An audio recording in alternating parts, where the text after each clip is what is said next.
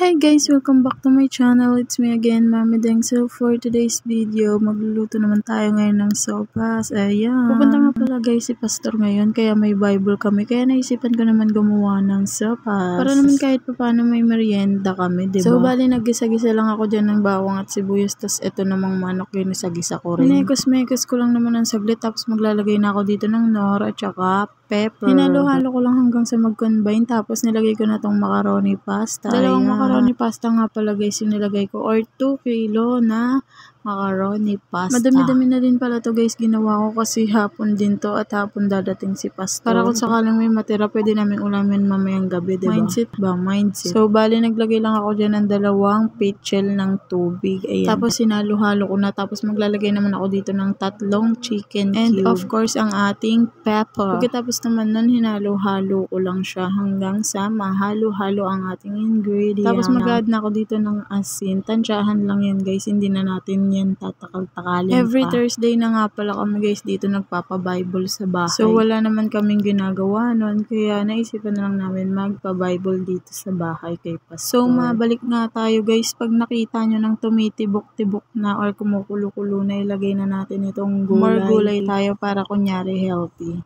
Pag nailagay naman na natin lahat ng gulay, halu-haluin lang ulit natin. Then hahalu-haluin lang natin to. Then wait tayo ng 5 minutes or 4 minutes bago natin ilagay itong evap. At syempre Pilipino tayo kaya sisimutin natin yan. Pagkatapos ko na masimot itong latang to, naglagay na ulit ako ng isa pang evap. Bali 2 evap nga pala guys yung nilagay ko dyan. Then hinalo-halo. Then hintayin na lang natin maluto yan. Then pwede na yan. At ito na nga ang ating finished product. Napakasarap talaga. Lalo na sa malamig na panahon.